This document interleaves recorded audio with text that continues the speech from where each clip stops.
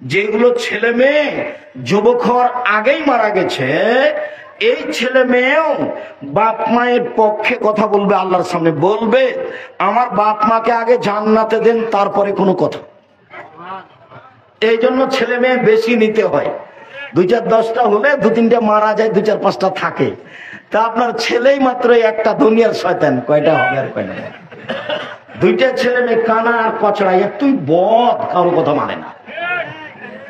একটা ছেলে আদর বেশি দিয়েছেন, আর আপনারা ছিলেন 10 ভাই বোন, আল্লাহ সামাদ।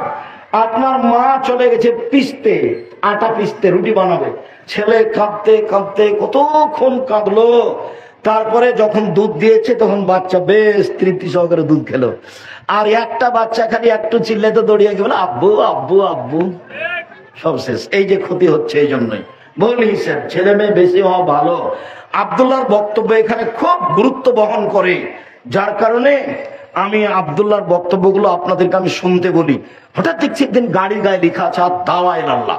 আমি বলছি আব্বু আর দাওয়াইল আল্লাহ মানে কি? আমি গাড়ির গায়ে লিখা দেখছি আর দাওয়াইল আল্লাহ। তো বলছে আব্বু আপনাকে আমি 30 বছর যাবত বক্তব্য দিতে দেখলাম, আর আমি লন্ডন, আমেরিকা, ফ্রান্স এগুলো সব ঘুরে আসলাম, তো দেখলাম যে ইহুদি খ্রিস্টানেরা বুদ্ধি এবং বিদ্যা বিক্রি করে খায়। পদ্মা সেতু তৈরি করলো, ওরা হলো ইঞ্জিনিয়ার আর আমরা হলাম কামলা। তো এটা আমাকে খুব কষ্ট দেয়। তো আমি চিন্তা করলাম সূচনাতেই ছেলে মেয়ের আকীদা ঠিক করতে হবে, বিদ্যার সূচনা থেকে শুরু করি। তাই আমি চিন্তা ভাবনা করে সারা দেশ জুড়ে মক্তব চালু করব, যেখানে হবে দাওয়াতি কার্যক্রম, যেখানে হবে শিক্ষা কার্যক্রম। এই পরিকল্পনা নিয়ে সারা দেশ জুড়ে মক্তব চালু করব, এই আশা নিয়ে বই পুস্তক লিখলো, ছাপালো, সিলেবাস তৈরি করলো। ইতিমধ্যে 350-400 মক্তব চালু করলো। ইতিমধ্যে আবার শিক্ষক ট্রেনিং চালু করলো। 50 জন 60 জন শিক্ষক ওখানে যাচ্ছে, ট্রেনিং নিচ্ছে। যাওয়া ফ্রি, আসা ফ্রি, খাওয়া ফ্রি, সিলেবাসের বই পুস্তক ফ্রি। তো জীবন বাজি রেখে চেষ্টা চালাচ্ছে, সারা দেশ জুড়ে মক্তব চালু করবে এই মর্মে। আমি তোমাদেরকে তার সাথে পরামর্শ করার জন্য, সাথ দেওয়ার জন্য, তার কিছু বুদ্ধি বিবেচনা তাকে দেওয়ার জন্য আমি তোমাদেরকে আন্তরিকভাবে বলছি। মুরব্বীদের বলছি, আপনারও সন্তান, এই হিসেবে আপনারা একটু দোয়া করবেন ছেলেটা যেন কাজে সফল হতে পারে। চাঁপাইনবাবগঞ্জের ছেলে, গোদাগাড়ির ছেলে, রাজশাহীর ছেলে, আমাদের ছেলে, জাতির সম্পদ। ওরা কিছু করুক, এটা আমাদের ঐকান্তিক কামনা। আল্লাহ তুমি কবুল করো। তোমাদেরকে আমি বিষয়টা খুব ভালোভাবে জানাও, বোঝার জন্য একটা অনুপ্রেরণা দিয়ে গেলাম, তোমরা যেন এই বিষয়ে আগাতে পারো। সবচেয়ে দামি ইবাদত সিয়াম। এইবার চলি, ফরজ সালাতের পরে সবচেয়ে দামি সালাত হলো তাহাজ্জুদ। আর নফল সিয়ামের মধ্যে সবচেয়ে দামি নফল সিয়াম হলো মুহররম। আল্লাহর নবী যখন মদিনাতে আসলেন, দেখলেন ইহুদিরা সিয়াম থাকছে মুহররমের 10 তারিখে। তিনি বললেন মাহাজাল ইয়াউম আল্লাযী তাসুমুনহু, এই দিনটা কিসের দিন? তোমরা এই দিনে সিয়াম থাকছো কেন? তখন ওরা বলছে আরে এদিন তো বড় দিন, এদিন বড় দিন। এই দিনে আল্লাহ ফেরাউনকে ডুবিয়ে দিয়েছেন সদল বলে, এই দিনে আল্লাহ মূসাকে বাঁচিয়ে দিয়েছেন সদল বলে।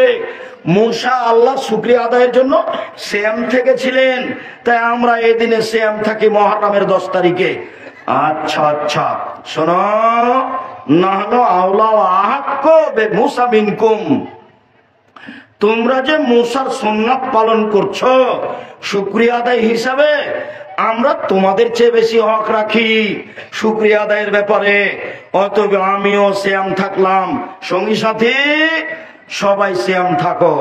যেমন বললেন সাহাবী বলে উঠলেন আল্লাহু সামাদ। একই কথা আপনি দিনরাত বলছেন ইহুদিদের বিরোধিতা করতে হবে, খ্রিস্টানের বিরোধিতা করতে হবে, এদিন ওদের বড় দিন, এদিন ওদের বড় দিন, এদিনে সিয়াম থাকা হবে না, তাই এদিন তাদের বড় দিন।